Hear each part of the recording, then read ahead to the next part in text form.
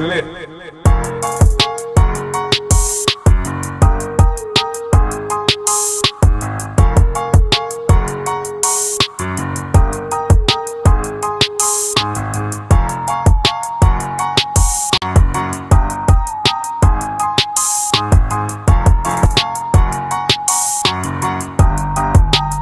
Giving go my soul.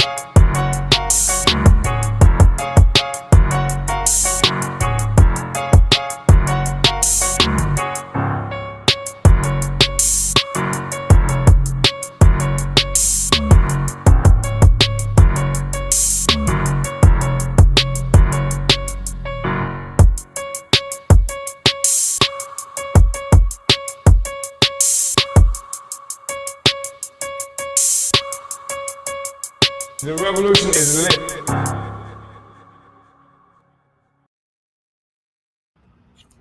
Uhuru comrades, and welcome to today's Omali Taught Me Sunday study featuring Chairman Omali Yeshitela. My name is Akile Anai, the Director for Agitation and Propaganda for the African People's Socialist Party, as well as your MC for this morning. Today's study is highly important, and we encourage you right now to invite your friends and family to it. This week, Chairman Omali Yeshitela reads from What We Want, What We Believe, the working platform of the African People's Socialist Party. It was adopted in 1979, then revised and adopted at the APSP's first Congress in 1981. For the first hour, the chairman will review the study materials, and in the second, we'll open it up for you, our live viewers, to ask your questions. It's my honor now to introduce our leadership, the leader of the African nation and the worldwide African Revolution, Chairman Omali Yeshitela. Uhuru, Chairman.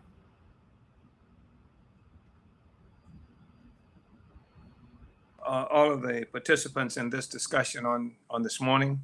And I cannot move this discussion forward without first acknowledging the genocidal assault that's being made on the Palestinian people by the illegitimate white nationalist settler state of Israel, which functions as a military outpost of U.S. imperialism first and foremost. And it's impossible to go to anything on social media or anything that characterizes itself as news without being made aware of the daily, hourly, if you will, assault on the lives of the people of Palestine right now, as it's concentrated in what is characterized as the Gaza Strip, which is a narrow, like alleyway that's part of the territory left remaining for access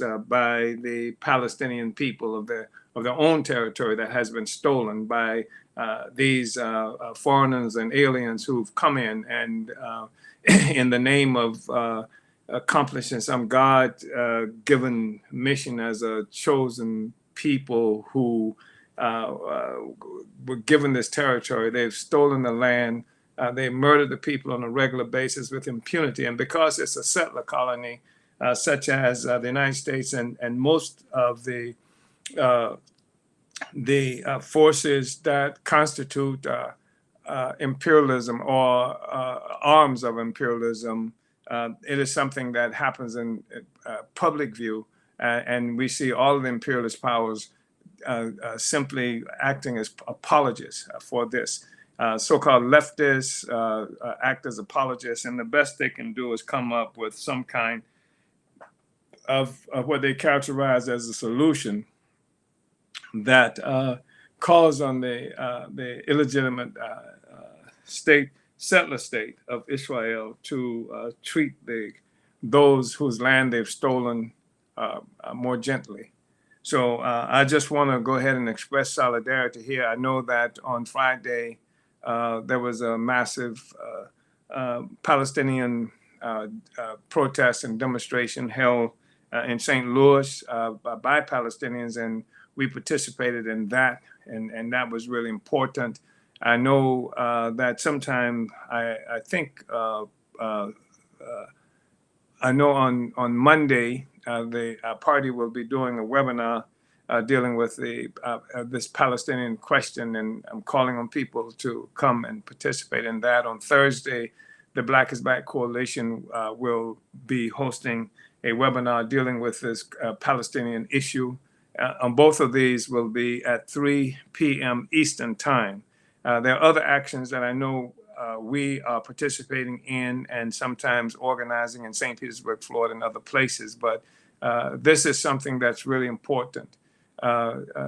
This is incredible, just the massive, intense, and concentrated violence that's been initiated again in broad daylight against the Palestinian people. So we want to say that we are in solidarity, and I'm calling on everybody to, wherever you are located, if you have the ability to participate in any way at all in showing solidarity to Palestine in opposition to this aggression that's being made in an attempt to disappear the Palestinian people, to disappear the Palestinian homeland, and to legitimize the theft of that land and territory and the rights and dignity of the Palestinian people. So whatever you can do, I'm calling on that to occur, and I'm calling on you to unite with come out to what the party will be doing this webinar we'll be doing on Monday, 3 Eastern Time. And then another that will be happening by the Black is Back Coalition on Thursday, 3 Eastern Time, and what other actions you can do. So victory to Palestine, long live Palestine, free Palestine, Uhuru. So I just wanted to say that. And then I want to talk to us about the discussion we're going to have today. It revolves around the 14-point platform of the African People's Socialist Party. And this is an important discussion for a number of reasons. But one of the things that makes it important is the fact that looking at the growing intensity of the resistance of Africans and people around the world, the fact that it's increasingly difficult for the U.S. and other imperialist powers to justify what it is that they are doing to the peoples of the world, and that it is also increasingly difficult for people who claim that they're working in the interest of African people to continue to do so without offering some kind of an explanation about why we are experiencing these problems and where it is that we're trying to go. We are getting a kind of political, historical whiplash because after the U.S. government succeeded in crushing the revolution in this country and the imperialist crushing revolution throughout the world, the Black Revolution of the 1960s, it's like we no longer know what it is we're fighting for or fighting against. And so every time some incident happens, we go this way, that way, without being involved in a movement or a struggle that's tethered to anything. It's like it's a movement that's not grounded. And it is therefore victimized by all kinds of opportunism, spontaneity, and that's what makes this discussion so important. And this is a platform that the African People's Socialist Party has had since 1979. And in September 1979 was when we first adopted this.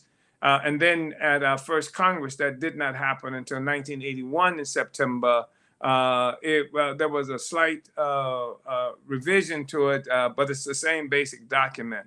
So this is something that's informed us since 1979.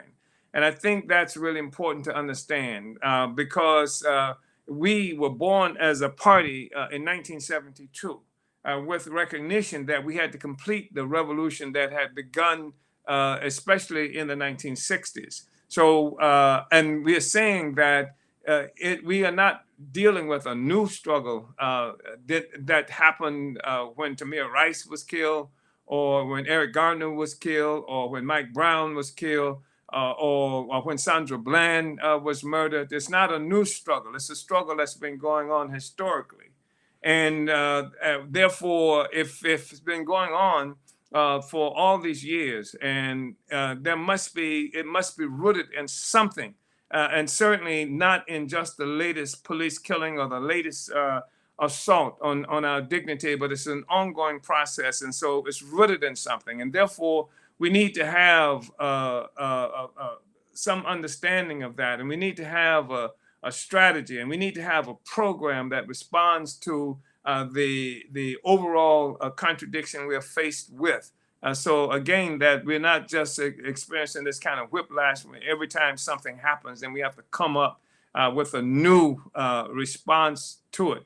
And although it's necessary for us to respond to the various manifestations of this aggression that we suffer historically, it's really important for us to understand that it is historical. It's important for us to have a platform, a program that deals with the essential contradictions. And that's what this is about. That's what the 14-point working platform of the African People's Socialist Party is all about.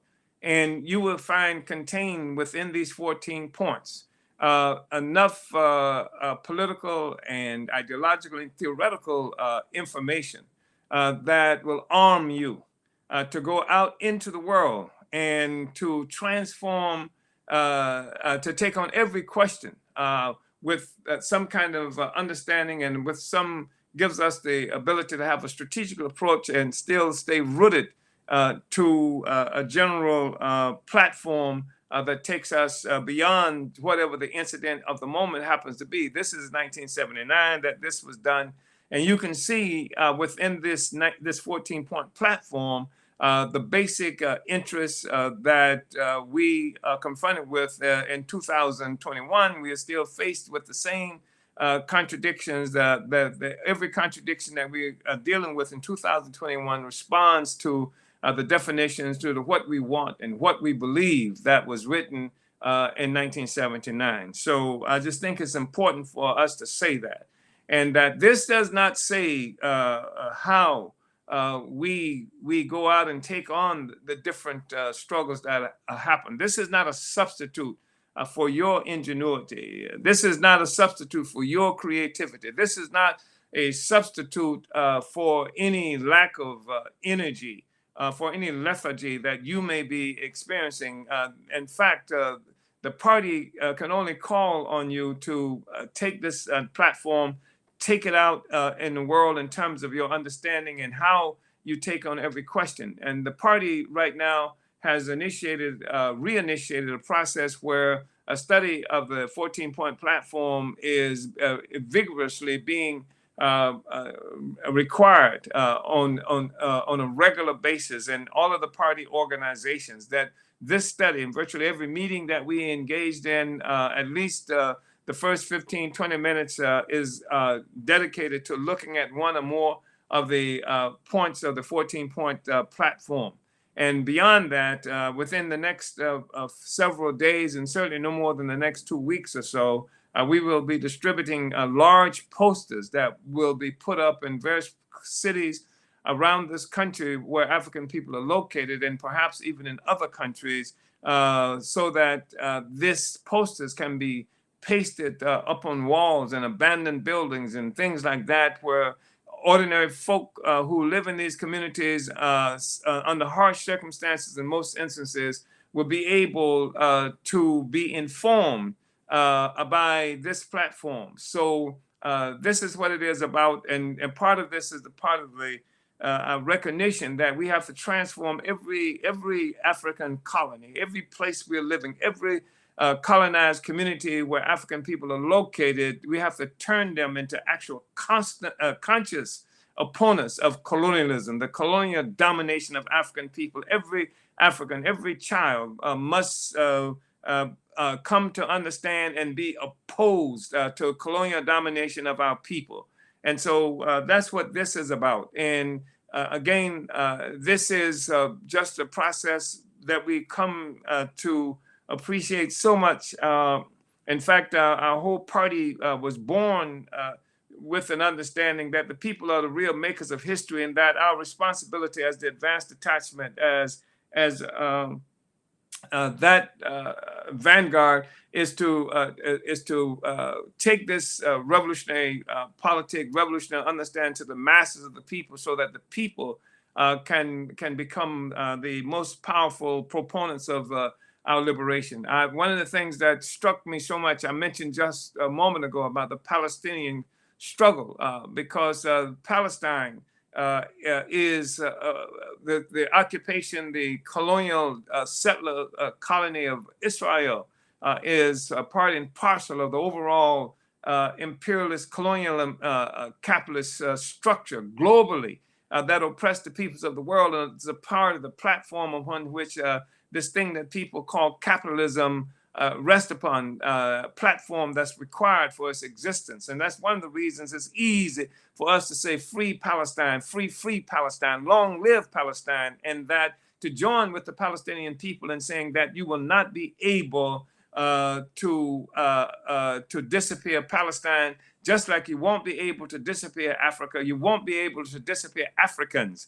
So even though we find the imperialists who are willing to recognize the existence of this territory that they call Africa, it's Africans who have been disappeared by this process. Africa disappeared by this carving up of the continent and creating where there used to be Africans, now creating, instead of Ghanaians and Nigerians and Somalians and all of that, Africans where there used to be people of Africans are now Haitians, and now Negro Americans are now Afro-Colombians, and all these other kinds of things. That's there. The struggle, of course, is to refuse to be disappeared as Africans, and we support the Palestinian people's resistance. We support the resistance, and we recognize the fact that this domination of Palestine, like the domination of the indigenous people of the Americas,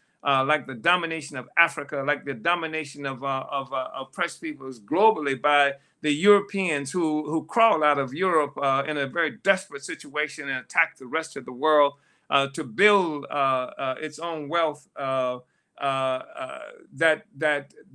African and other oppressed people have to be free, and that Europeans are going to have to be able to find a way to live on their own without being able to extort, oppress, bomb, kill, garrote, shoot and stab resources from the rest of us. And those Europeans who are honest and who really want to move beyond this barbarism that has been imposed on the world can do so by joining with the struggle of the colonized people and under the leadership of the colonized people to create the new world that many of them profess to desire.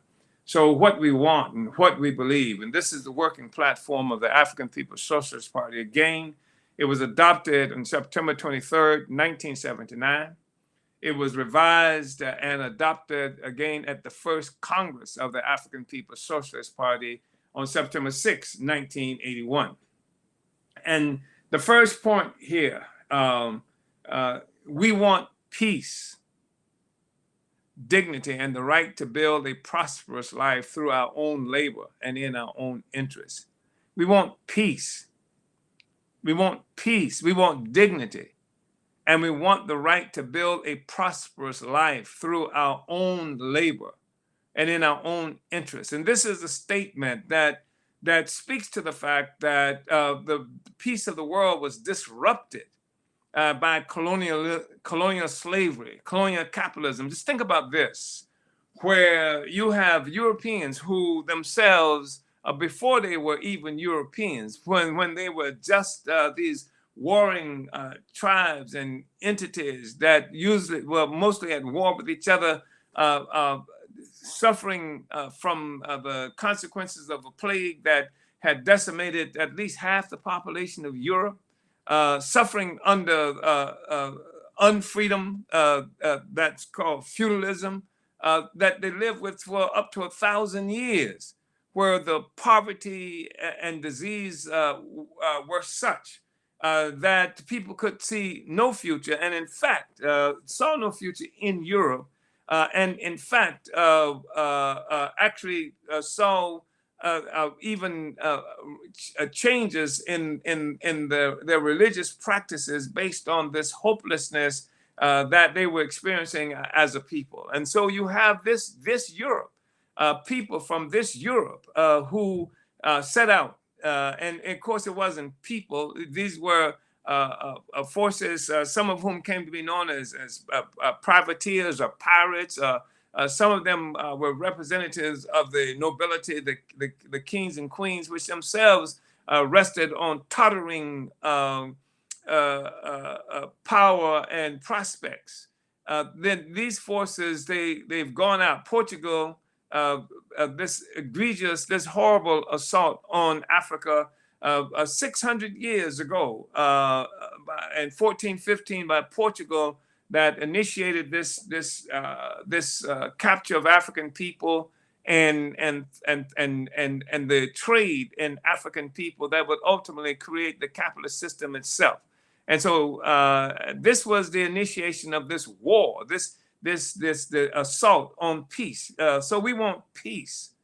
And that's not the same thing as saying that the peace that the white liberals and the so-called anti-imperialists talk about, because they can talk about peace in a way that doesn't have a damn thing to do with the daily assault on the peace of the colonized peoples of the world. That peace that's missing in North St. Louis, the peace that's missing, in the shanty towns in South Africa, the peace that's no longer there in Colombia and Venezuela, among Africans and other colonized and oppressed people. This is not something that's generally recognized, that the fact that the assault on the peace was something that was initiated by the process of building the social system that we are talking about now. So Europe comes out of Europe, rescues itself from poverty, rescues itself from disease, rescues itself from lack of freedom with the assault that was made on Africa, African people, and the people who live under colonial domination directly or indirectly around the world today. We want peace. And what we have come to understand is that there cannot be any peace under a colonial capitalist, a global colonial capitalist system. We want dignity. How can you live a dignified existence when every morning that you wake up, we faced with the indignity of imposed poverty, ignorance, violence, what have you, and then a hostile alien foreign rule, either directly or indirectly, with buffoons and murderers being imposed on us as so-called leaders of our communities, and as policemen, as soldiers, as heads of state. These entities imposed on us from external forces, where we can't guarantee our children a decent life, where women, African women, have no potential for living unassaulted in some way or another, regardless of what these rules that they change, laws that they change, modifications that they make in the name of women's rights and feminism. There can be no dignity living under a colonial domination, under foreign and alien domination. We want peace. We want dignity and the right to build a prosperous life through our own labor and in our own interest. We want possession of our own labor, collective possession of our own labor. We don't even have that. Here we have a situation where colonial capitalism controls and owns that. It doesn't own it just in St. Petersburg, Florida. It doesn't just own it someplace in Detroit. It owns it all around the world and our own labor. It owns it in Sierra Leone. It owns it in Congo, where our children are working in mines to get cobalt, and our children are working in mines for coltan and things like that. In Sierra Leone, where diamonds are being plucked up out of the earth, not for our own interests. This is something that's being done to feed the colonizer. So why the hell would we even want diamond mines when that takes up land that might be used to grow food to feed our people? Why would we even want diamond mines that would destroy our capacity to have an infrastructure, to have roads and things like that for our people in our communities and schools and universities? That our labor doesn't even belong to us anymore. So we want peace, we want dignity, and we want the right to build a prosperous life through our own labor and in our own interest, and a prosperous life.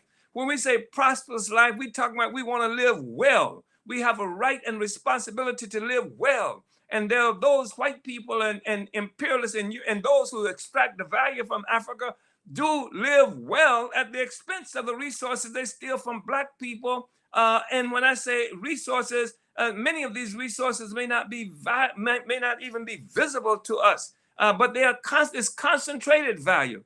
There's value that is concentrated in what you see in Europe, in the computers that you see. Even if you can't find a computer in some place in Africa, even if we didn't make the computer, it's a concentration of the value that we have created all along.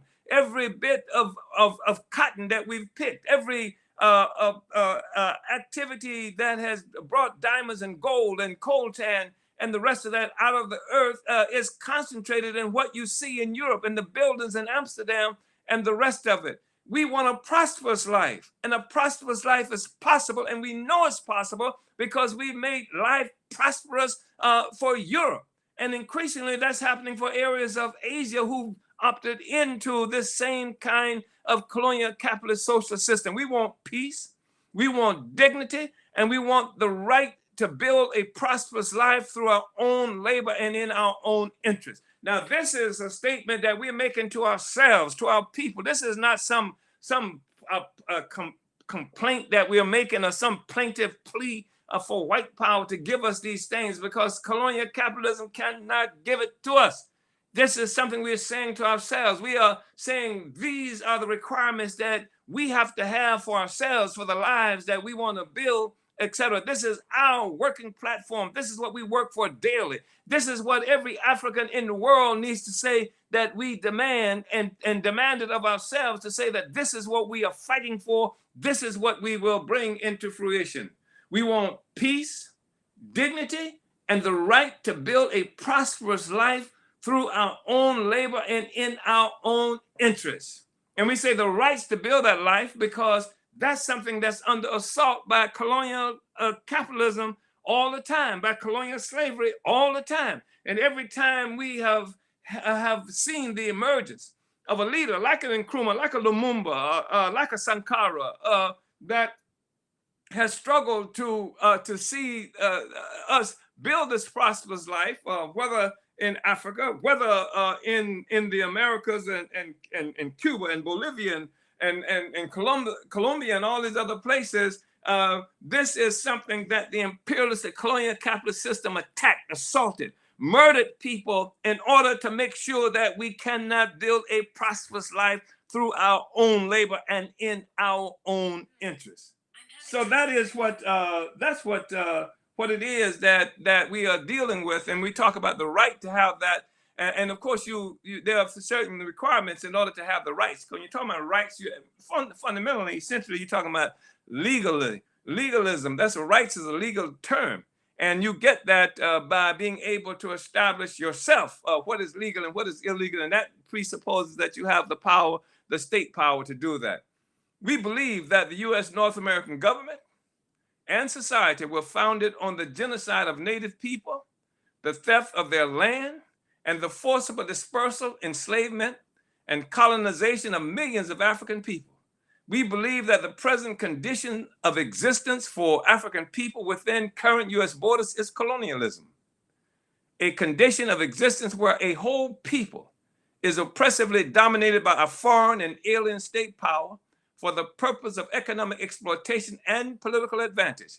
We believe further that this colonial domination is the primary basis of the problems of African people within the U.S., and that we shall know neither peace, prosperity, nor human dignity until this colonialist domination is overthrown and the power over our lives rests in our own hands. So in the final analysis, what we are saying is that although Derek Chauvin is a horrible human being, the truth is that this colonial capitalist social system produces nothing but horrible human beings. It's a natural product of this colonial system, this colonial capitalist system. And to the extent that the colonizer is wedded to this system, then the kind of barbarism that we saw exemplified in how Derek Chauvin murdered George Floyd, that is something that will continue to be common. So we say that this colonial domination is the primary basis of every problem that we've got. And not just some individual killing, and not just some incident that just happened yesterday, not just Donald Trump, as some would have us believe, and fighting. We are fighting these white ghosts. You're fighting Trump today, and then Biden you're going to be kind of disappointed with and wish he would do such and such a thing. The fact of the matter is, as long as we are dominated, we suffer colonial domination, then we are subject to the whims of whomever controls the apparatus, the colonial institution apparatus and system that imposes these unacceptable terms, conditions on our lives. So this is something that's true all the time. This is why it's really important for us to understand this and take this out. This is why the rulers in this country will tolerate a certain element of protest and what have you, because they can deal with that. Just protesting what the system does, they can deal with that. It functions as a relief, letting off the steam. So every now and then you can see that kind of thing happen. It's the way that people get accustomed to hurricanes, and you get the warnings a hurricane is going to come. I live in Florida much of the time, and this is regular. A hurricane is going to come. You know what to do. You stock up on water and some other kinds of essentials. You put up boards on your windows. You get sandbags and things that the potential for flood, etc. And you do that until the hurricane is over. And then you go back to the norm. And this is what the system permits. It permits protest. Yeah, let you block up a highway, even if they take 2 or 3 of you to prison this time, a jail. It's all right.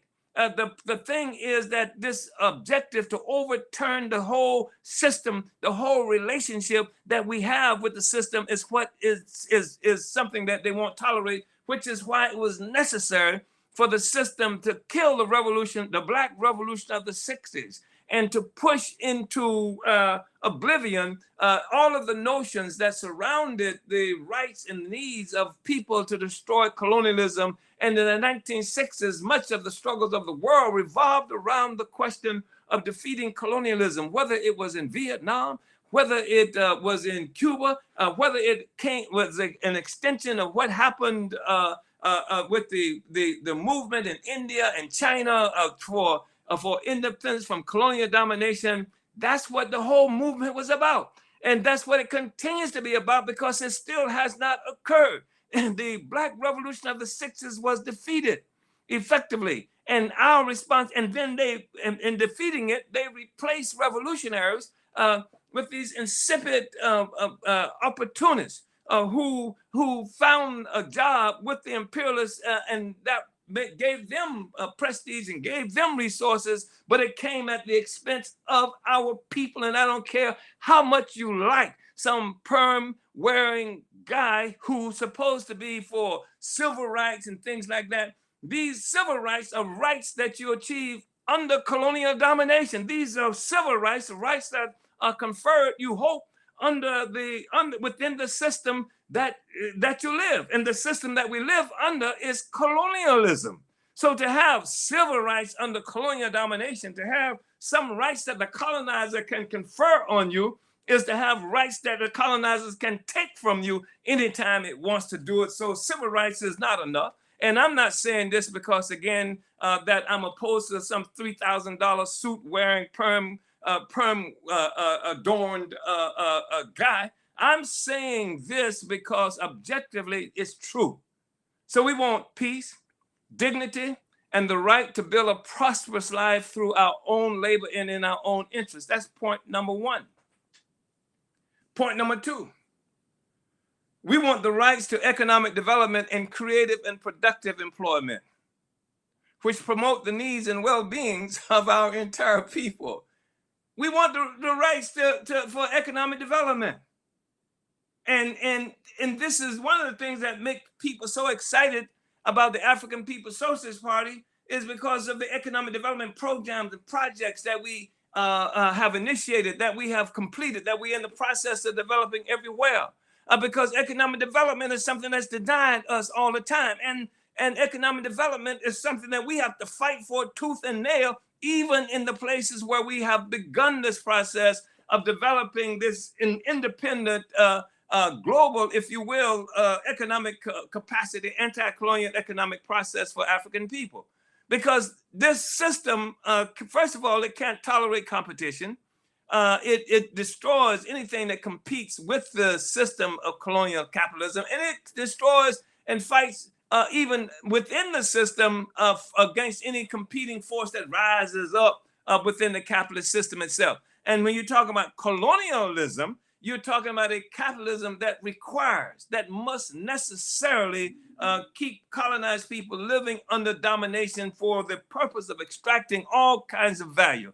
Intellectual wealth, the value of the music, the culture, the science that has been taken from us, the value of our labor. That's another thing that is stolen from us, and it's not. And capitalism normally and naturally steals the value of labor. This is something that most white communists recognize, that the value of labor is something that's stolen regularly by capitalism. But what they don't recognize is that the whole capitalist system itself rests upon what's being extracted from the colonized. And this is why it has become necessary for Marxists and communists to come up with a concept that they call super exploitation. Super exploitation is a statement about how Africa is exploited, by how Mexicans is exploited, by how Mexico is exploited, by how people in Asia and throughout the Americas and colonies and barrios throughout the world are being exploited. They call that super exploitation. But that's exploitation by the vast majority of the peoples of the world. So that can't be super exploitation. That's normal exploitation. And what is super about the economic relationship that people have within the capitalist system is the value and benefits that white people get, some of whom call themselves workers. That's super. That's abnormal. What is normal is about capitalism is what happens to African people. This is the capitalism that was born through the attack on Africa, through the extraction of all kinds of value from Africa, both human and material value that's taken from Africa. And you cannot understate and underestimate the amount of human value, the value from human resources. When I say human resource, I'm not just talking about backbreaking labor. The fact is, even the process of colonial slavery and that we are talking about is something that where the oppressor, the colonizers, the European thugs and beasts who set out to attack Africa and kidnap Black people, to work us like animals and things like that. Labor was a really important aspect of it, but they were targeted in many instances to get the technology that Africa had. And I'm not talking about technology about building pyramids and stuff like that. I'm talking about growing rice. I'm talking about technology that is responsible for the fact that virtually every all the production of alcohol and the spirits that people drink and stuff are done by African people. This is something that came from Africa. And I'm talking about stuff like skills and making clothing and building houses, etc. All of this was concentrated in the African population. This was not some mystery. People like to brag about how Africans are the ones who developed this thing that's called Washington, D.C., as though that is treated as phenomenal. It's treated as phenomenal out of ignorance, because we don't recognize that this is part of how, when the imperialists attacked Africa, they weren't just getting people, some uneducated people who didn't know anything. They got people who knew a lot and whose labor they wanted one, and whose science they wanted to, whose expertise that was desired also. It's only now that you have been convinced that you don't know anything, that somehow to get some African from the continent of Africa was to get some kind of shuffling, eye-rolling, buck-dancing clown that has been something that has been promoted as representative of Black people in order to justify part of the justification of the murder and brutality imposed on Africa, part of the thing that helps to give them this lying excuse that they attacked Africa to save Africa and Africans from ourselves. This is a part of what they have created. This is what they have forced African people to look like, act like, be like, in order to just stay alive under this social system. So we want the right to economic development and creative and productive employment, which promote the needs and well-being of our entire people. That's what we want. We want creative and productive employment. We want that promotes the needs and well-being of our entire people. We believe that colonialism is a blood-sucking system which causes all economic development to benefit the colonialist ruling class, state, and society at the expense of our colonized people. We also believe that the massive habitual unemployment and underemployment of our people benefit the U.S. colonialist ruling class and capitalist system, and that a struggle by African people for jobs must be combined with a struggle for socialism and independent economic development. That has to be involved. And when you start talking about, I want a job, well, hell, they can tell you, well, there was full employment in the United States under what they call slavery. There was full employment. Everybody had a job. If that's the only thing you're looking for, then we can just revert to that period of time where you had a damn job, and we can give you a job and guarantee that your children are going to have a job, and their children will always have a job. But we want the right to economic development and creative and productive employment, which promote the needs and well-being of our entire people. We believe that we have a situation where even unemployment under this capitalist colonialist domination is something that functions to serve the social system. So you have this huge reserve labor force. You got all of these Africans who are held in captivity, sometimes democratic captivity, if you will, sometimes democratic colonialist captivity, if you will. All these people held in captivity. And they say, you know, everybody can go get a job if you can get one. And if you can't get one, you'll starve, or you live under some humiliating regime of so-called welfare and food stamps that serve also to dehumanize us and connects us with these Gestapo forces that they call social workers and things like that. So you can have this, and this is what's imposed on us. But what has to happen is that we have to reimpose ourselves on the future, on our own lives, and take control of that. And we have to say that we have the ability. We've fed white people. We've fed the colonizer. We've clothed the colonizers. We've housed the colonizers. That's what we've done. That's what this whole thing that they call slavery was all about, to do that. They didn't do it, we did it. And so what we're saying now is we want the right to economic development and creative and productive employment, which promote our needs. So that even if you got a job under this colonial capitalist system, you leave your community and you go and participate in economic development, economic activity that grows another community. Nothing that grows your own capacity. Even in Africa itself, you see all of our resources. You talk about cobalt, coltan, you talk about chromium, you talk about all these resources that's there, that doesn't stay there to develop Africa. It goes and it develops forces outside of Africa. This is what the colonizer has the ability to do. This is what colonial domination globally, this is what it means. It sucks up all the resources, all the material resources, the human resources, our genius. They like to brag about that, how in this country, and one of the problems they had with Trump was Trump made it impossible for people from other countries to come to the United States and go to the U.S. universities and things like that. Well, they want them to come to universities in this country, in the United States and other imperialist countries, because that's a brain power that's leaving Africa, that's leaving various other parts of the world, Asia, etc., and concentrated. All of this is concentrated in Europe and concentrated in America. Oxford, you should go to Oxford and see how the students in Oxford, this is where they are training. This is probably the most acclaimed university in the imperialist world. And what happens in Oxford is that you go to Oxford, India, they got people from India, Africa, every place Oxford, and they're turning out these clones that go back into India, Africa, and all these other places to serve this system here, the system of Europe, the system of colonialism. And so we want the right for economic development, creative and productive employment, which promote the needs and well-being of our people.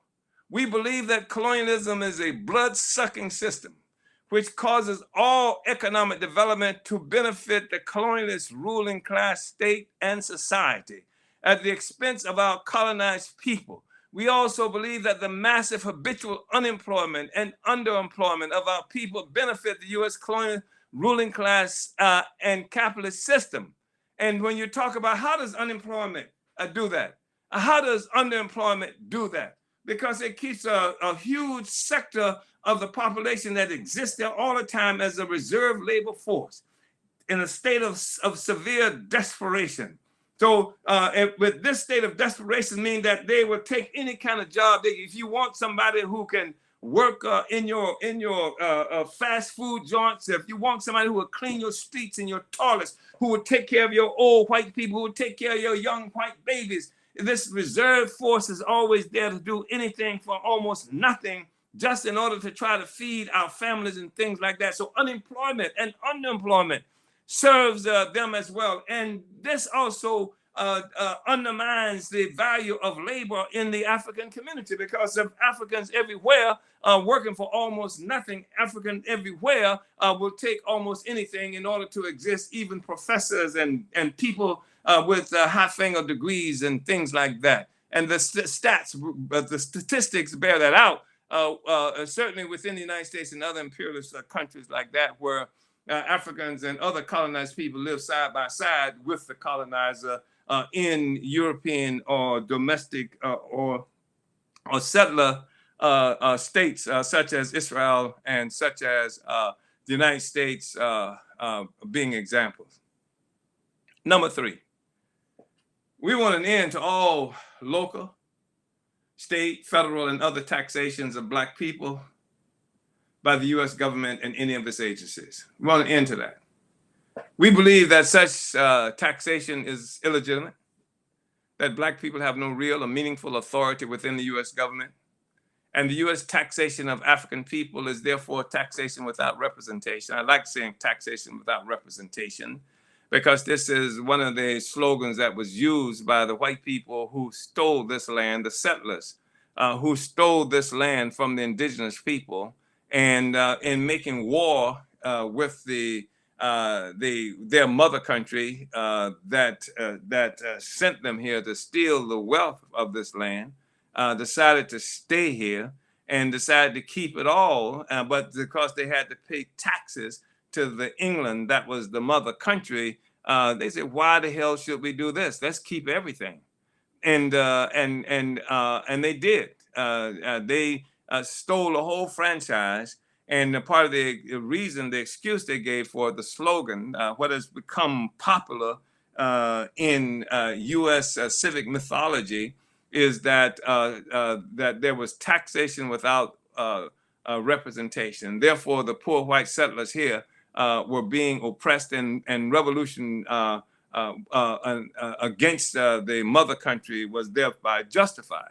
Of course, the fact that they were being taxed on the land, stolen land, people who, against whom genocide was, even as this was happening, even as they were protesting, genocide was being carried out against indigenous people. This is their land. So they said taxation without representation, and that became a big slogan. So that's one of the reasons how it pleases us to use that term.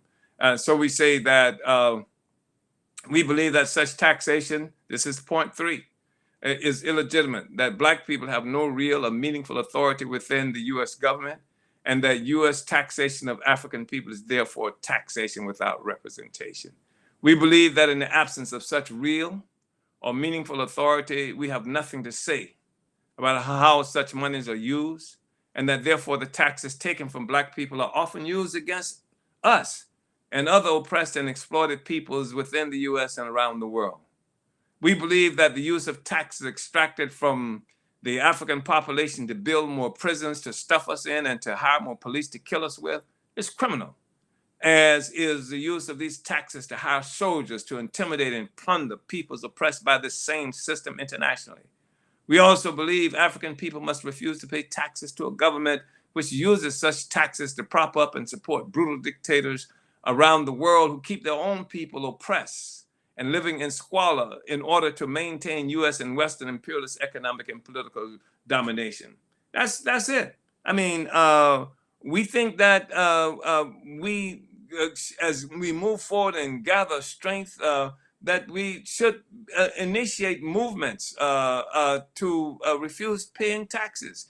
I mean, white people have done that in this country to protest Vietnam. Their taxes going to pay for the war machine against the people in Vietnam. They even had movements surrounding that. It wasn't the majority of the white people, but a lot of the white people, enough to make a difference in the opinions of the majority, enough to make a difference in how the U.S. government had to carry out its mission of extracting taxes in order to murder people around the world. That was a decision that was made by white people here. And I suspect that most of us white people would have a problem understanding why African people shouldn't pay any taxes. Why in the hell should we be paying taxes to this government? I mean, this point, by the way, this point number 3, is something that should inform us when we saw like Lauryn Hill saying that she felt like paying taxes like slavery. That was a form of slavery. She wasn't getting to the essence of the question as we are today, but it's something that a movement that had some capacity of innovation, creativity, flexibility coming out of the gate. When that happened, it gave us an opportunity with such a popular figure as Lauryn Hill to push forward point number 3 for Black people overall, and use Lauryn Hill could be the example, and support Lauryn Hill, support Wesley Snipes, who they jail for refusing to pay taxes, support Ron Isley, who they jail for refusing to pay taxes. Why should African people pay taxes? And use those examples, those very prominent people in our communities as the basis for helping the African population at large understand that taxation by this government, this colonial power, was something that's unacceptable. And when you recognize that we're living under colonial domination, when you take a look at for those people who are Christians and those people who know about some things about Christian what do you call it, mythology. There's the story of Jesus, who Yeshua, who was one of the sellout Jews. Hebrews was trying to trap him, and because the Hebrews lived under colonial domination, Roman colonial domination at the time, and as did much of the world. That wasn't peculiar to Hebrews. Much of the world lived under Roman colonial domination. One of the reasons that, one of the sellouts who collaborated with the Romans, I don't know if he had a perm or anything like that, but approached Yeshua and raised the question about should we pay taxes to Caesar? Because Caesar was the Roman emperor and that presided over the empire that was colonizing the Hebrew at that time. And so the question was, should we pay taxes? And the reason that was the question, because if he said, yeah, pay taxes, then he would have betrayed the movement, Yeshua, that he was supporting, that he was trying to lead at the time against the Roman Empire. And if he said no, then the Romans would have put him in jail for defying the Romans. And the tax collectors were hated. And they were hated because the monies that they were taking from these colonized people was going to benefit the colonizer. You paying for your own prisons. You paying for the police that comes to kill you every day when you pay these taxes to the colonizer. It's only when you're fighting against racism stupidly that you don't understand. Let me not say stupidly, but let me just say in a state of confusion. When you fighting against racism, you don't understand.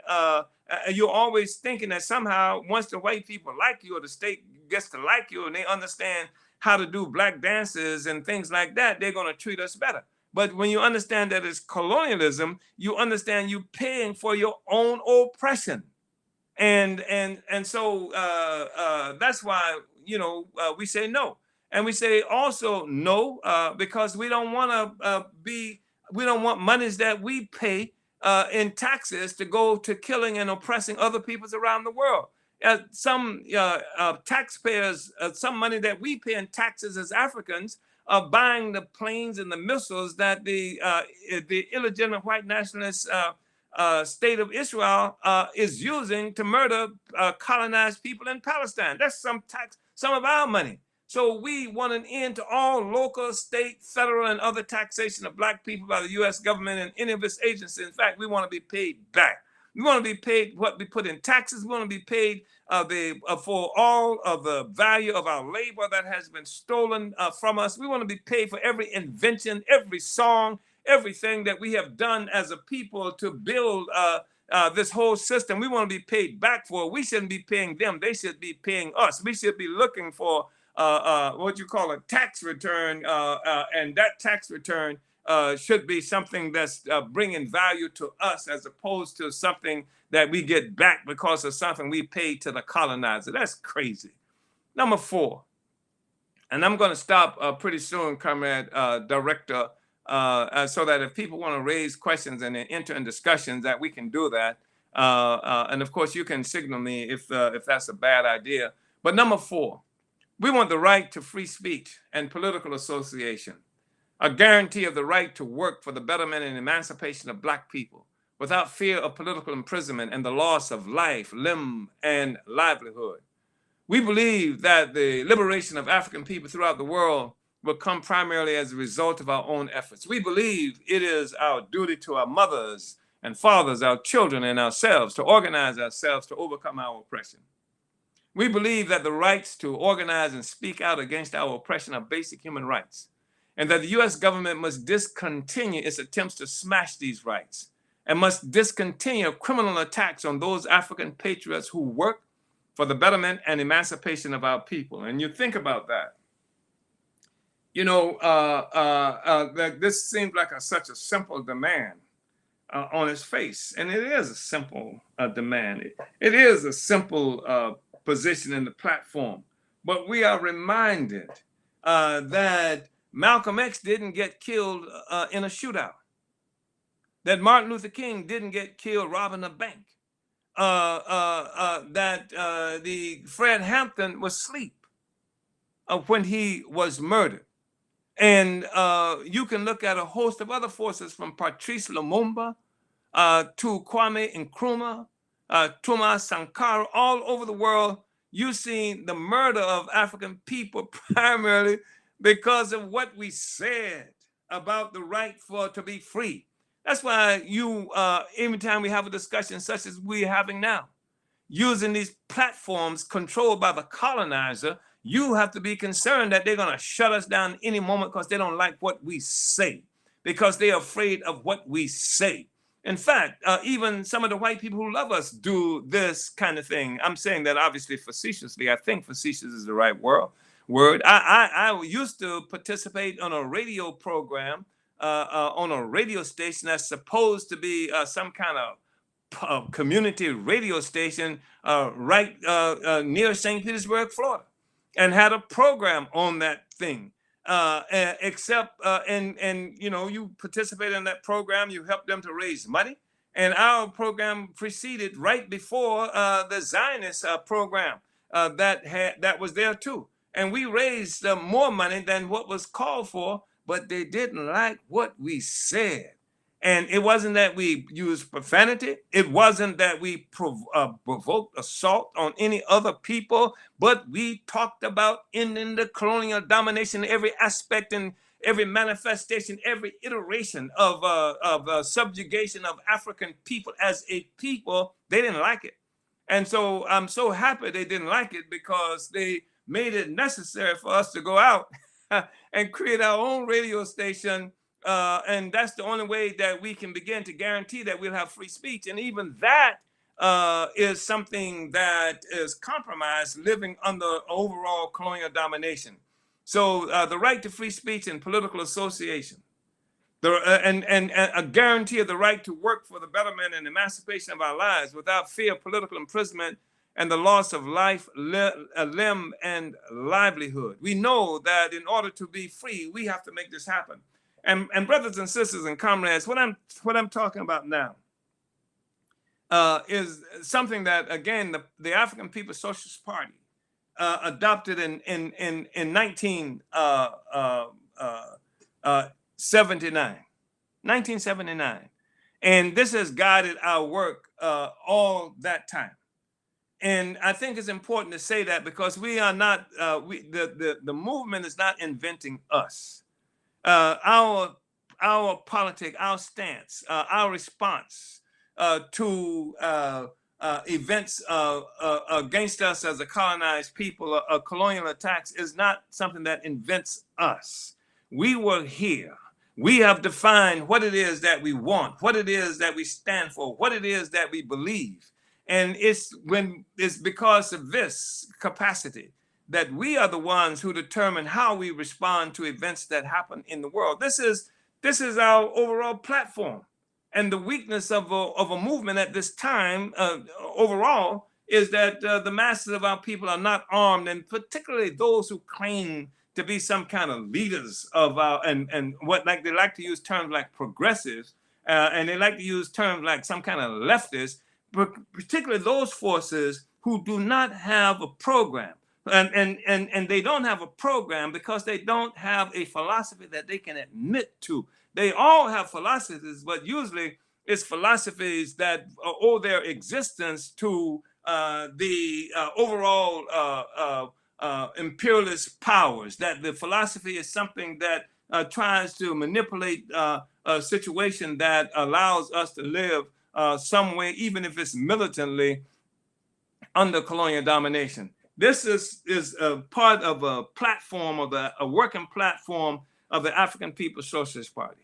This is a working platform of an organization that has assumed the responsibility to take our freedom for our people, for ourselves, that it does not rely on some freedom being handed to us, or some freedom that we would get through prayer, or some freedom that we would get through somehow cajoling and convincing the corporations or the liberal sector of the white ruling class to do better. This is not a freedom that we expect that Joe Biden will hand us, as opposed to how Donald Trump would treat us. The fact is that Donald Trump, Joe Biden are both instruments of colonial domination of African people and peoples around the world. And this program is one that has informed our work and is responsible for the concrete manifestations of the struggle for power that we have led now for the last 50 years or so. This is what the African People's Socialist Party is about. This is what we are taken to the world. This is what informs our practice, our work, our struggle. This is how we explain to ourselves what it is that we understand about the world. And this arms us to take this understanding to masses of our people. This is what helps us to turn every colonized African community into conscious opponents of colonialism. And this is what keeps us from being tricked into accepting smarmy speeches and of somebody liking us or appreciating us, and now learning the latest black dance as a substitute for a material manifestation of power in the hands of black people. The task here, again, is not to explain the world, but to change it. And this is a platform that contributes to our being able to change the world. So, Comrade Director, let me know, should I stop now or should I proceed? Uhuru.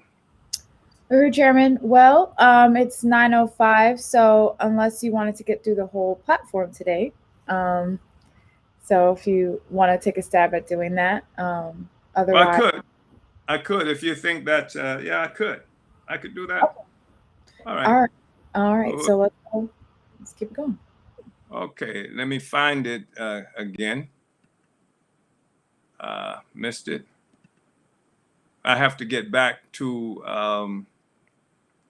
the platform, and as I'm sure most of us have come to understand that I'm not that adept at handling this. So I just want to say that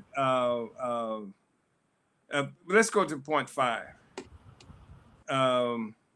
We want the right to international political and economic association with Africans and all other peoples anywhere on the face of the earth. We believe that all black people are African people and are a part of a single national entity. We believe that the genuine freedom of African people everywhere is irreversibly linked to the creation of an independent, united, and socialist Africa. We believe the struggle of African people within the U.S. represents the U.S. front of the worldwide movement of African people for African liberation, political independence, and socialist democracy. We believe that the worldwide struggle for African liberation is in unity with the struggles being waged by the majority of the peoples of the world to end the oppression of nations by nations, and to create a new world within which the toiling masses will end the system of workers and bosses and slaves and masters, and will own and benefit from the means of product and products of our own labor, and will have political authority over our own lives.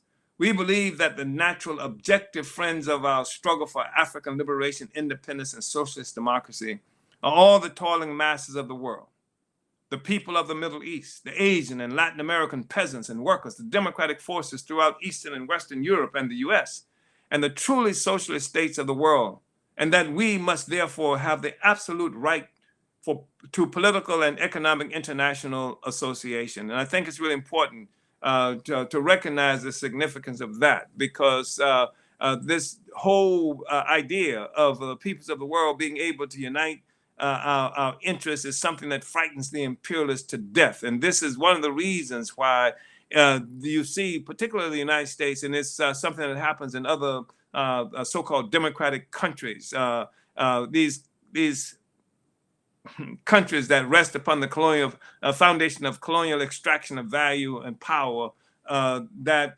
they have created and defined as terrorists and other things, other groups, and that says that if you have any association with them, then we will characterize you as a terrorist, and you are subject to criminal charges in these various so-called democratic countries. This is part of it, because they saw what happened especially in the 1960s and even earlier, where oppressed peoples globally were beginning to connect with each other, and that was a real threat, and the struggle against imperialism, against colonial capitalism. So we recognize that this is a right that we, for political and economic association with Africa and other peoples anywhere on the face of the earth, this is a right that we demand. and that we also have to know that we have to achieve this kind of association.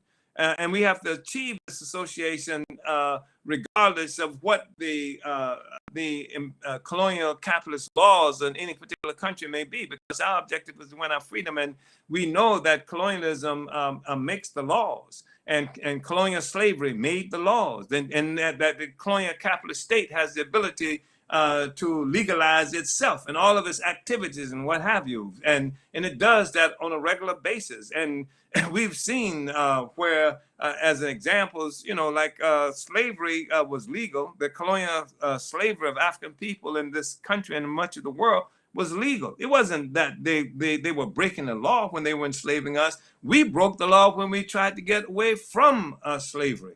And so the fact is that the laws were created under this colonial capitalist system, that they were designed to keep us oppressed and enslaved.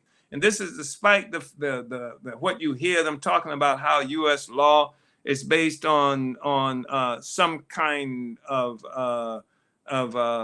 biblical standards, etc., some kind of Judaic system. The fact is that it's based on absolute interests of the powers that be, and the powers that be are colonialists, and they have a global colonial system, and they've created global colonial structures and institutions that legalize everything that they want to do. Number 6, we want the immediate and unconditional release of all Black people who are presently locked down in U.S. prisons. We believe that all the African men and women who are locked down in the U.S. concentration camps, commonly known as prisons, are there due to decisions, laws, and circumstances which were created by aliens and foreigners for their own benefit and as a means of genocidal colonialist control. We believe that these decisions, laws, and circumstances were created and are enforced without our consent and are therefore illegitimate. They are illegitimate. We believe that the African men and women who are locked down in these concentration camps are victims of U.S. colonialist ruling class justice, which maintains our enslavement and terrorizes our people, and that they should therefore be released immediately to the just representatives of our struggle for liberation, independence, and socialist democracy. And I've heard at different times, some Africans have some problems with this. Even as police killing us in the streets of this country, we have to remember that the majority of our people who have encounters with the police are not killed. The majority are thrown into these dungeons, into these concentration camps called prisons. And the same ones, the same time where we are ready to protest the murder of somebody on the streets, on the one hand, we are not protesting the fact that this system is locking up, using the same forces, the same cops to lock us up into the prisons. So that you have the situation in the United States in particular, while 1 out of every 8 human beings on earth is who's in prison is an African in this country. And so while people are talking about, well, I'm scared if you let them go, you should be afraid of them coming to get them. Well, you should be more concerned with the instruments of oppression that's used to lock us up, and the instruments of oppression that's used to define our reality in our communities, that create the conditions that give rise even to what the colonizer calls crime, that gives rise to the kind of desperation and all the contradictions that and social contradictions in our communities, social contradictions which have their origin in being controlled by foreigners and aliens, and have their origins in assault all the time on the basic belief systems of African people and the social practices that we enjoyed and have always enjoyed when we were free from this interference by colonial capitalism. So you can't have it both ways. You can't say that we want to have the colonial capitalist police to come and lock up our children and throw them in prison and our people in our community on the one hand, but we don't want them to come and kill us in our communities on the other hand. We say that the colonial capitalist system itself is the problem. and that this system has to be assaulted, has to be overturned, and that we want everybody to be released. And yes, we know that there are people who are in prison that have been driven insane by the system, who do horrible things, who have picked up all the worst kinds of habits that's imaginable in this relationship. And we have a responsibility as a community, as a people, to deal with that, as opposed to handing them over to the colonized. So free them all, turn loose, turn every one of them loose. And you cannot give me a single incident where the police has come into our communities and actually solved the problems for us. What they've done is brought problems with them. They are a part of the problem. Number 7, we want complete amnesty for all African political prisoners and prisoners of war from U.S. prisons, or their immediate release to any friendly country which will accept them and give them political asylum. We believe that U.S. prisons are also used as the illegitimate tool for torturing, murdering, and holding captive those courageous daughters and sons of Africa who, through their patriotic deeds or spoken or written words in support of the cause of our liberation, have become political prisoners and prisoners of war. We believe, along with the majority of the peoples of the world, that it is the duty of the colonized and enslaved to resist slavery and colonialism and to fight for socialism. And those who do so are patriots and heroines and heroes and should be held in the highest esteem.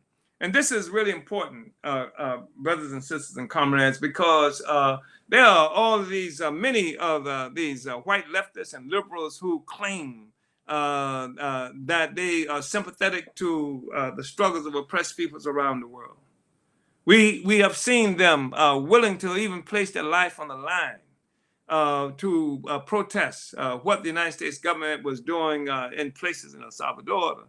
And we've seen to a lesser extent, though, people come out and in opposition to what the United States government is doing in places like Afghanistan and what they've done in Iraq, etc. This happens, but we never really we don't hear any of these people who say that there's something wrong with the people fighting back against U.S. Or other imperial domination, or they don't say it in the same way, in the same context, with the same significance. So if the United States government sends soldiers to Afghanistan to occupy that country, and the soldiers get killed by people who are defending their country from Afghanistan, there is no general assumption that the people who kill the soldiers are somehow inhuman beast or something to that effect. It is generally recognized that people have a right to defend their countries, to defend themselves from oppression and exploitation. Even if people disagree with the government that's in place, most often they are willing and able to understand questions of colonialism and the rights of people to resist domination. They came to that conclusion when it came to Vietnam. But if you engage in a kind of movement and struggle where it's no longer understood or is believed or recognized that African people are fighting against colonial domination, just like the people in Afghanistan, just like people in Iraq, just like people in Venezuela, other places around the world, Africans, even in the United States, are fighting against colonial domination. So it's righteous for somebody who's colonized. It's righteous to kill the colonizer. It's a righteous gesture to fight against the occupying military forces. In fact, they have created certain kinds of conventions, international conventions, surrounding this ability and the right of the people to defend themselves. But when it comes to African people, most of these leftists refuse to recognize the legitimacy of the struggle of African people because the Black Revolution of the 60s that consciously characterized itself as fighting against colonialism has now been undermined by the emergence through this counterinsurgency of neo-colonial forces and opportunists who would say that we're fighting against racism just to get along with people and not against the colonial domination of our people. So we have like respectable political prisoners that the white leftists come out and support and demand their release because it doesn't challenge the whole colonial social system at all. Assange, Julian Assange is one of them. Chelsea Manning, I think her name is another of them. So you see the white liberals and white leftists demanding their freedom, etc. And we're not opposed to them being free, but these are respectable political prisoners. And what makes them respectable is that they don't challenge the existence of the system itself. Whereas Sundiata Kohli, whereas comrades like Mumia Abu Jamal, because his stance was as a colonial subject, it's necessary for us to say in this instance that he didn't do it, and to come up with mountains of evidence to show that he's innocent of killing an occupying military force. And everybody knows that the police function as occupying military forces in the African community, and especially in Philadelphia. But because of the fact that our movement of African liberation has been so undermined through military defeat and consequently lost much of its ideological and political heft. Because of this, then the white liberals and so-called leftists can demand that we sacrifice these brothers and sisters on the altar of bourgeois liberalism, as opposed to saying that these are our soldiers. And when you recognize the significance of the revolution, people were contemptuous of Saddam Hussein after he was captured in the so-called hole and lynched. He was eventually lynched. People were contemptuous of him because he went down without a fight. And there was an expectation, if you colonized and you attacked in this way, there was an expectation that Che Guevara would fight until he was wounded and disarmed through gunfire. This is the heroism of the colonized is something that is recognized because the fact that they did fight. We do fight in Algeria, in Haiti, all around the world. We fight, we resist. That's the responsibility. But so we want them freed. We want them freed because this is the thing that says that the real criminal, the real enemy, the real oppressor is the system itself. It's colonialism. And it's colonialism that should be condemned, not those who fight against colonialism. Those who fight against colonialism are the people who we hold up the highest esteem. Number 8, we want the immediate withdrawal of U.S. police from our oppressed and exploited communities. Everyone, get them out, get them out, get them out. We believe that the various U.S. police agencies which occupy our communities are arms of the U.S. colonial state, which is responsible for keeping our people enslaved and terrorized. We believe that the U.S. police agencies do not serve us, but instead represent the first line of defense against the just struggle of our people for peace, dignity, and socialist democracy. Therefore, we believe the U.S. police is an illegitimate standing army, a colonial army in the African community, and must withdraw immediately from our community to be replaced by our liberation forces whose struggles in defense of our community and against our oppression demonstrate their loyalty to our community and their willingness to serve in its interest. That's powerful. I mean, here we're looking at and coming up with body cameras and slogans and defund slogans and things like that. I mean, since 1979, we want the immediate withdrawal. Get them out of our community. And the fact of the matter is, once this is accepted by ourselves, and once this is accepted by masses of our people, then we will use whatever means necessary to push them out. We recognize that they are occupying army. Number 9, we want an end to the political and social oppression and economic exploitation of African women. We believe in the absolute, unequivocal, political, social, and economic equality of African women and men. We believe that a fundamental task in the progressive or revolutionary character of any organization, party, movement, or society is its commitment, confirmed in practice, to the destruction of the special oppression of women and the elevation of women to the rightful place as equal partners and leaders in the forward motion of the development of human society and as leaders, makers, and shapers of human history. This is different from some bourgeois, European bourgeois moral position about, the women, the protectors of the culture, and they are that.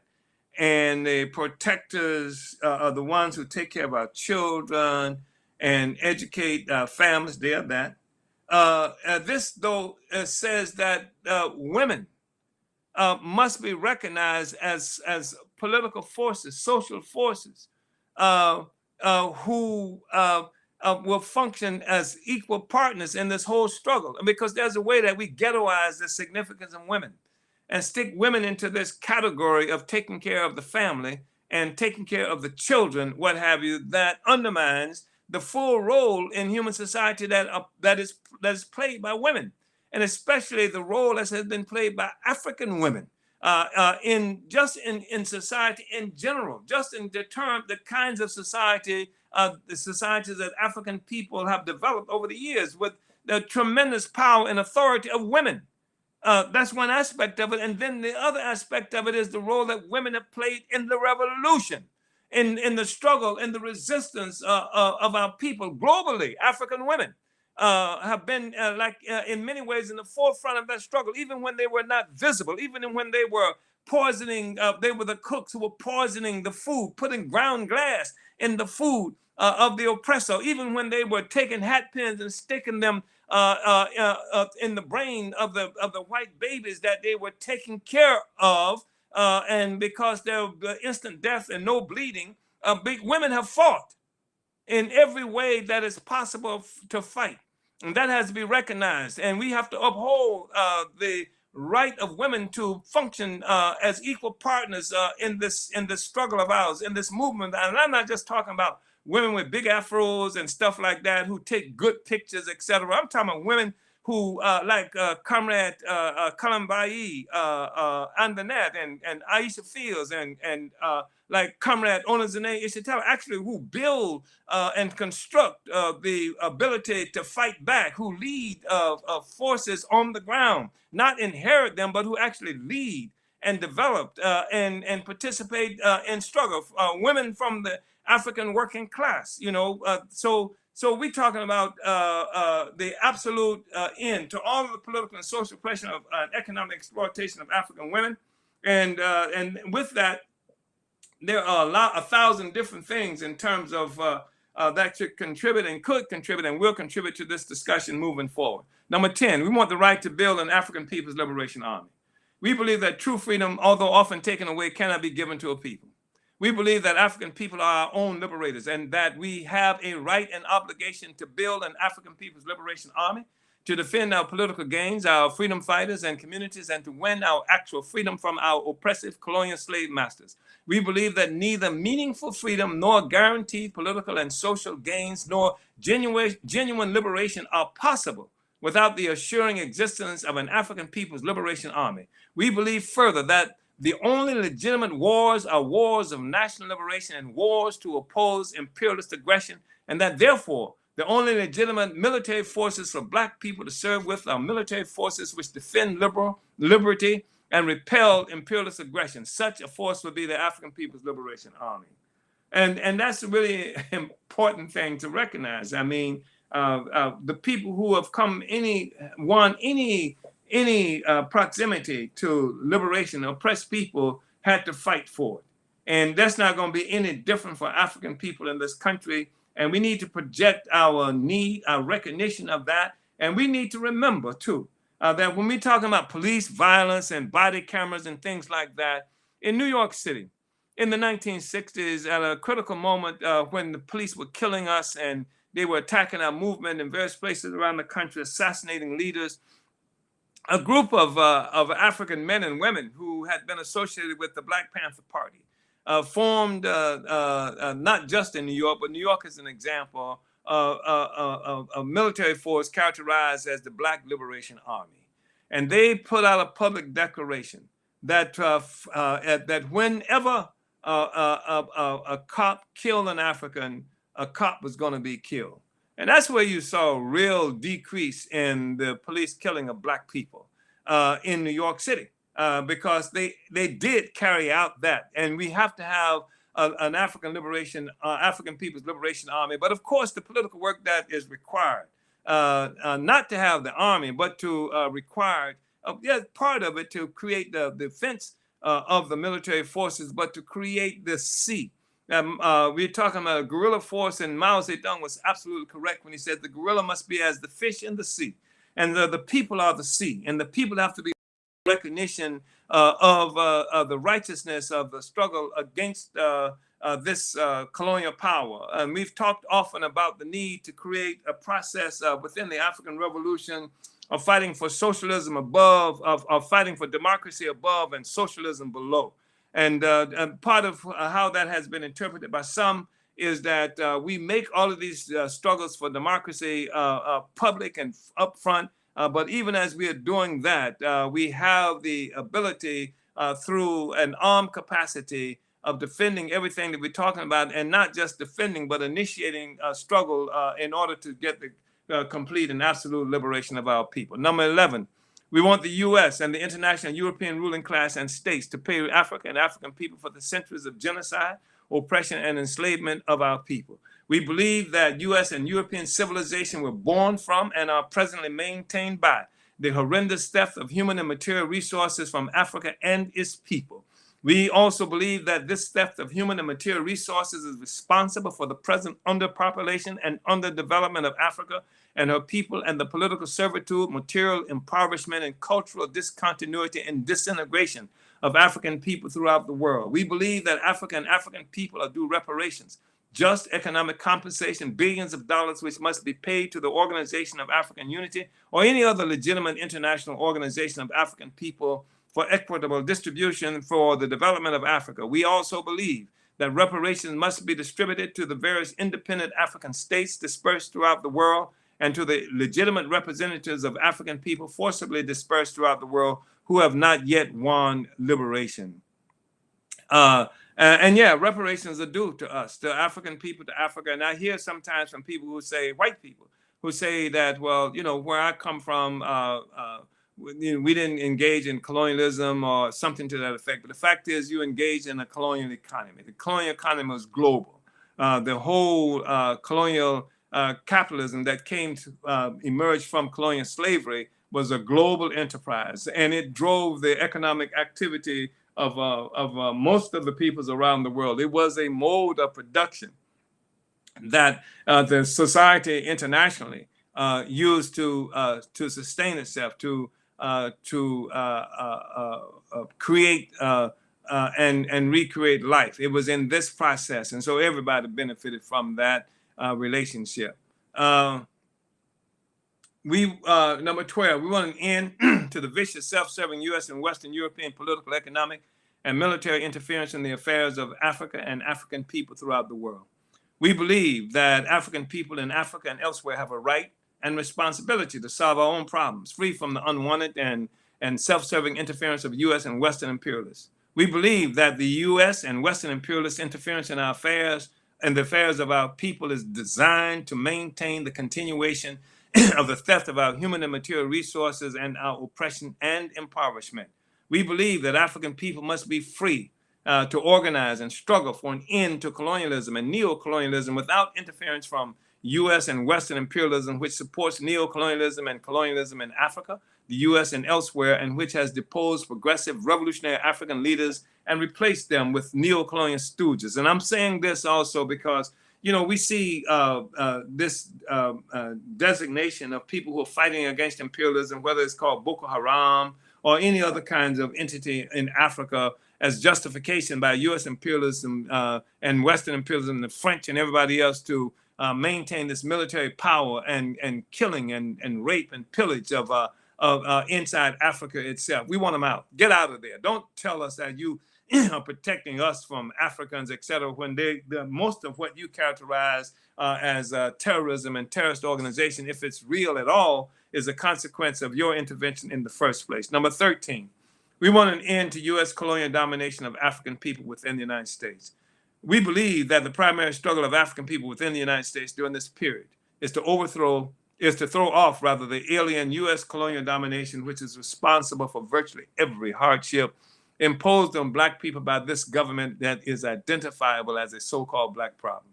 We believe that our problems with education, from the inability to control our own schools and determine the education of our own children, to the inferior and racist quality of the education we do receive, are caused by colonialism. We believe that our problems with healthcare, from the absence of Black controlled and operated health clinics and institutions throughout our communities, to the hazardous health conditions imposed on us by poverty and callous government decisions, are caused by colonialism.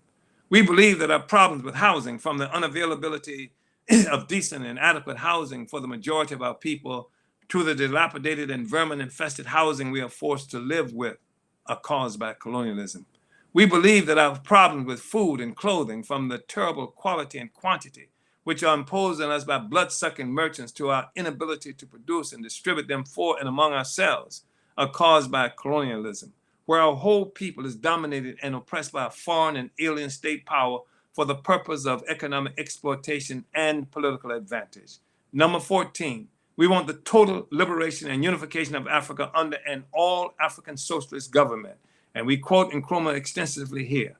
We believe that, quote, the total liberation and unification of Africa under an all-African socialist government must be the primary objective of all Black revolutionaries throughout the world.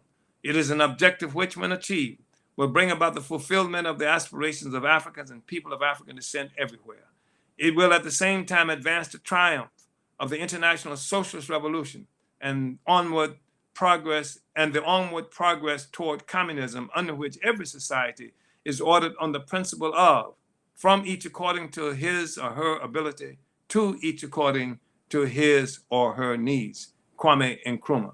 So that is the 14th of the 14-point working platform of the African People's Socialist Party. So we went through the entire thing.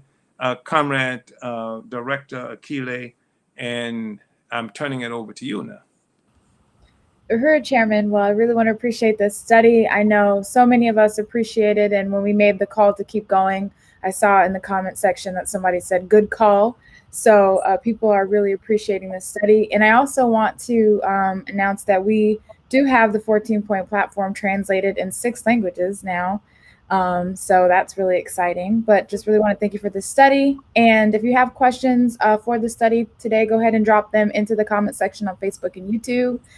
And I want to acknowledge where people are watching from. We have St. Petersburg, Florida, St. Louis, Missouri, Birmingham, Alabama, Memphis, Tennessee, Greensboro, North Carolina, San Diego, California, Hempstead, New York, Philadelphia, Pennsylvania, Fresno, California, Richmond, Virginia, Binghamton, New York, Occupy Tanzania or South Africa, Raleigh, North Carolina, Lyndhurst, New Jersey, Pinellas Park, Florida, Riverside, California, Fort Myers, Florida, Atlanta, Georgia, Maryland, Boston, Massachusetts, Minneapolis, Minnesota, Tampa, Florida, Bermuda, Delaware County, Pennsylvania, North Dakota, Rockford, Illinois, Lakeland, Florida, Brooklyn, New York, and Chicago, Illinois.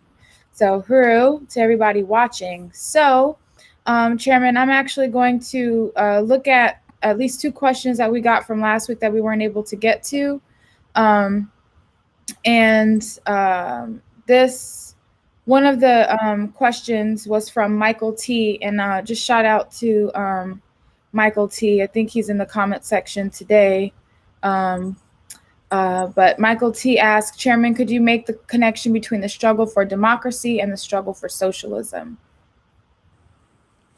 The connection between the struggle, for democracy and the struggle for socialism. Mm-hmm. Yeah, I just think that's a really important question. And I think it's extremely important for African people because, as you know, we have created the International People's Democratic NPDM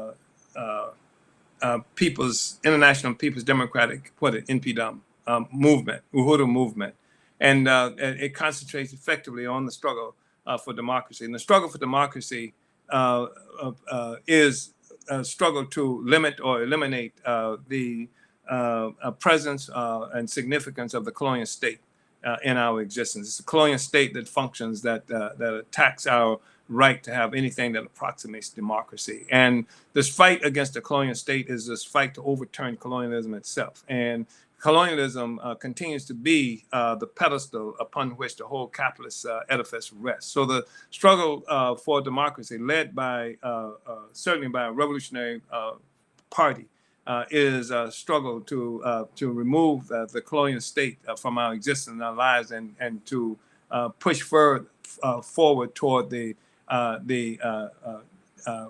elimination and defeat of colonial capitalism. And you can't have socialism and capitalism coexisting in the same social space. In order for socialism to come into existence, capitalism has to be defeated. And in order for capitalism to be defeated, then colonialism has to be defeated. And in order for colonialism to be defeated, then the colonial state, which is the actual opposite of democracy, the democratic institution, must be defeated. So the fight to minimize or eradicate the interference of the colonial state in the lives of our people is a democratic struggle. And this fight for democracy is something that is critical for the struggle for socialism. Uhuru. Michael T. Uhuru, thank you, Chairman. And yes, thank you, Comrade Michael T., for your question. I want to acknowledge a comment from today from Comrade Benga. He says, Uhuru from Durham, North Carolina, salute to the chairman, the party, and this platform that provides a context for understanding the world we face around us and the work we must do to change it. So Uhuru Benga, thank you for tuning in. One of the other questions from last week. Benga, when you mentioned Benga, I think that this study is something that's being also aired on Black Power 96.3. And I should mention that the studio, the station that has been created for Black Power 96.3 was named for Comrade Benga, who really is the person most responsible for bringing us to the airwaves. I mentioned earlier on the struggle we have with the so-called community radio station in the Tampa Bay area that made it necessary for us to do our own. And Benga was the one who constructed, first of all, the Uhuru Radio that preceded the advent of Black Power 96.3. Uhuru. Thank you, Comrade Benga. Uhuru, yes, we appreciate and love Comrade Benga, especially in the Department of Agitprop, Uhuru Benga. And we also had a comment from Comrade Kat in New Jersey. She said, I appreciate the explanation that the want to is communication among Africans and not directed to the colonizers in terms of what we want and what we believe. Yeah. So Uhuru, thank you, Kat. So from last week, a question came in from Comrade Robin Harris, and this was related to the analysis you were giving, particularly around colonialism and the environment. And she said, thank you for speaking to the Green Party recently, Chairman. Folks from Florida that were listening really appreciated it. It makes my job as their chair easier. What do you suggest the direction to point them in at this point? What they must be pointed in is recognizing that the assault on the environment is something that began with the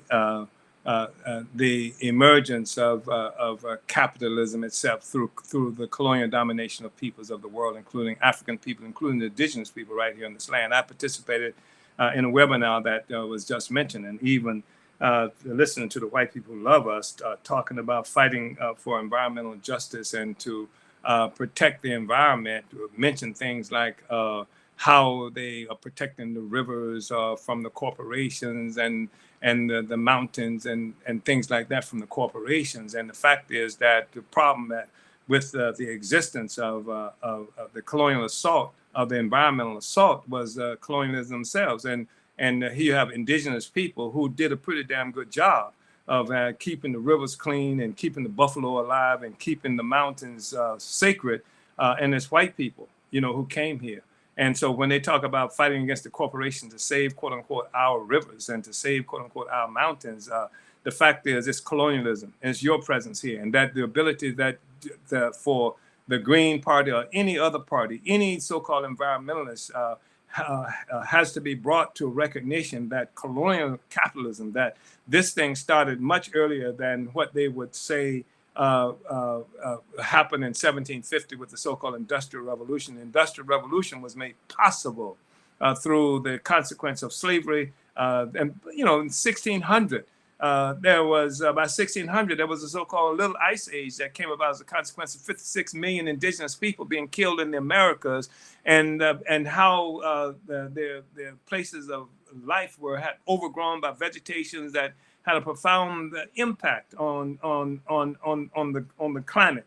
And so that's what has to happen, that those white people who are really concerned about the environment, first of all, most of them recognize that it cannot happen with capitalism as it functions today. But most of them are talking about getting a kinder, gentler capitalism by getting the corporations to understand that they have to do this and they have to do that.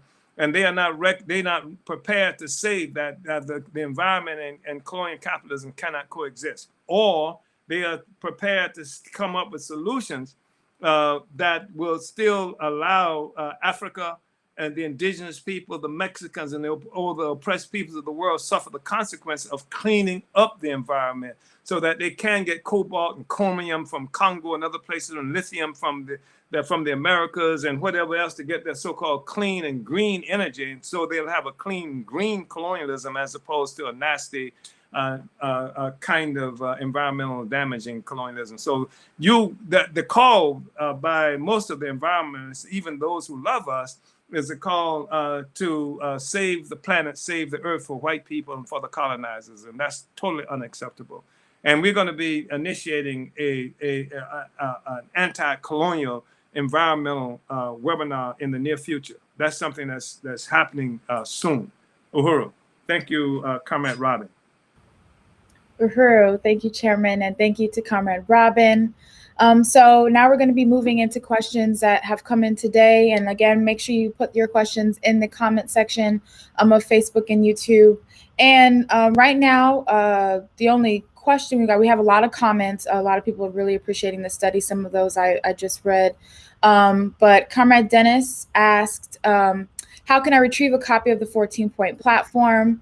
And I could speak to our chairman. You could let them know all the places they could get it as well. Well, if you were looking for the point platform, okay, so it's in the link is in the Facebook and YouTube descriptions of this video. It's located on apsp.org, our website. It's also located in every physical edition of the Burning Spear newspaper. So whether you're a subscriber or a distributor, it's right there. So it's something that you can read right in your home. You can use it as an organizing tool and a selling tool when you're out there selling the spear. So it's located in every physical copy of the spear as well. And like I mentioned, it's linked here and available at apsp.org. So also, Chairman did mention that in just a matter of a couple weeks, there's going to be big posters, probably in a city near you. So, and that's probably something you can also help to distribute as well. There's somebody who has a question that's remembering Africana, and have you been teaching that to the people all your life? How far has it gotten you? Look at us. That's the question. I don't know if that's pessimistic or if that's, like a criticism of some sort. And yes, I've been teaching this all my life. And how far it's gotten me is that for the first time since the Garvey movement, there is an international, global revolutionary process that's happening, and that we are building organization all over the world, and in Africa, in South Africa, in East Africa, in West Africa, in Central Africa, in throughout the Bahamas, throughout the United States, and in Europe. And we have created more than 50 economic development institutions, and all of this is a part of a single revolutionary project. That's how far it's gotten us. And if you are suggesting that the imperialist powers have been successful in crushing and undermining revolutionary struggle historically, you are absolutely correct. That's true. And the thing is that we have to overcome, and that this is the best plan, best program I've ever seen in order to take it on successfully. So that's how far it's gotten us. Uhuru. Uhuru. Thank you, Chairman. So a question came in from, and I also wanted to acknowledge that we have also Belfast, Ireland, England, and Chattanooga, Tennessee on with us as well. Uhuru. Just want Uhuru. to say that I spent time in Belfast doing what they used to call the Troubles. That's what, where, England colonized Ireland for something like 800 years. And during the height of the resistance that was happening in Ireland, I had an opportunity to travel there. I worked at that time with the Irish Republican Socialist Party. I was there in 1983. I met with the Irish Republican Socialist Party. They united with our demand for reparations. They united with the struggle of African people against colonialism in this country. They actually did a press conference while I was there. I participated in the press conference where they said that they wanted to make a statement that they did not want any resources for the Irish Revolution coming from anybody Irish in America who did not support the struggle of African people in this country and who did not support our demand for reparations. And so I was there in Belfast. I saw for the first time a situation where white people living in urban situation lived similar to how African people that I knew in the United States were living. It was an extraordinarily important kind of visit. And we've seen the Irish go through the political prisoner question. There's much to learn and share with the Irish people there. And so I just wanted to say that. I just wanted to acknowledge that relationship. Uhuru. Uhuru, yes. Comrade Declan is the one in Belfast, Ireland. They've been in the comment section. So Uhuru, Comrade Declan. I think this might be our last question that we can take, Chairman, but this came from Comrade T. Gordon. And they asked, Uhuru, Chairman, is there a benefit of establishing an African International Court? That's the question. Yeah, there is an African Internationalist Court that it is not established so that it meets like on a regular basis and what have you. But the court that we established in 1982, when we did the International Tribunal on Reparations for African People in the United States in Brooklyn, New York, was based on international law. And the fact is that we have to have an African International Court. And I'm not talking about some mock court, because the courts that we go to today are mock courts. The courts that we have in Sierra Leone, the courts that are in the United States and other places where they put us on, those are the mock courts. The real courts are going to be the courts that are conducted by the people. And it doesn't mean that, and the court, of course, is an instrument of state power. That's what the state is. Includes part of what it includes is the court. And another aspect of the state, of course, is that capacity to carry out the will of the court, of the people as expressed through the court. That part of it is to be achieved. That part of it was spoken of when we talk about the right to have an African People's Liberation Army. We have to have a court that can put our enemies on trial. Every place we are located, and we have to have the ability, achieve the ability to carry out the verdict of that court. And of course, ultimately, the way that happens is the victory of the International African Revolution, by the way, which will occur as an international occurrence.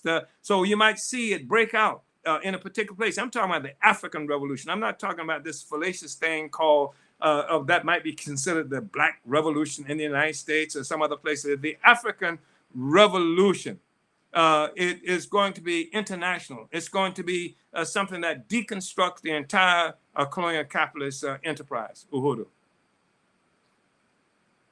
Uhuru, Chairman. Well, that was from Comrade T. Gordon.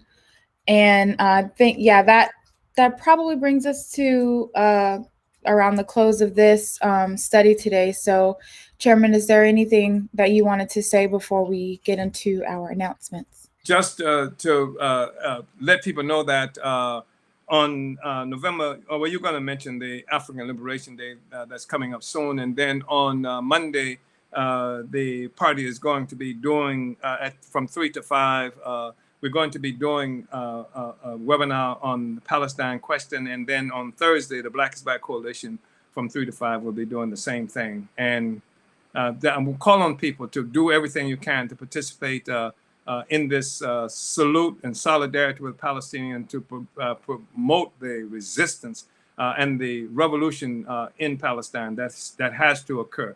There's not going to be any freedom for Palestine without revolution occurring. Uhuru. So just want to thank everybody for being here. Be on the lookout. The 14-point platform can be acquired through, as Comment Director has said, through our newspaper and through our web pages, burningspear.com. And we are going to be putting those posters up, big posters throughout communities around the United States and various places in the world. Uhuru, comrades, and I appreciate being with you on today very, very, very much. Uhuru, well, we really appreciate you, Chairman. And, this session has gotten a lot of love today. People are saying this was a very exciting session.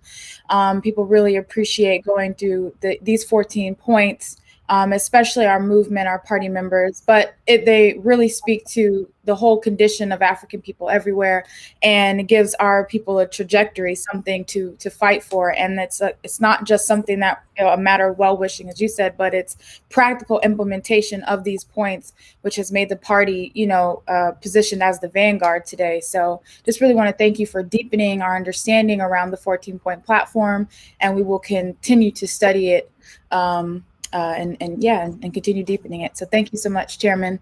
And we're going to get into our announcements. So we just want people to know that if your question was not answered today because of time, that we will take a look at it and pose it for the next Q&A session for the next Omali Taught Me Sunday study, so don't worry.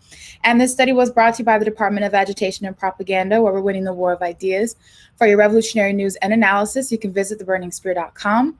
And for Revolutionary Radio, dynamic shows and music by Africans all around the world, tune in to Black Power 96.3 FM, broadcasting out of St. Petersburg, Florida, and accessible via the Black Power 96 app for Apple or Android, or online at blackpower96.org. The theory of African internationalism is a theory of practice. All the energy of the African People's Socialist Party is focused on the destruction of colonial capitalism. This was a question that came up. How do I join the African People's Socialist Party? Well, you can go to our website, apspuhuru.org, to fill out our contact form. And you can order your copy of Chairman Omali Yeshitela's latest books, Vanguard, The Advanced Attachment of the African Revolution, at burningspearmarketplace.com, as well as other works written by the chairman and leaders of our movement.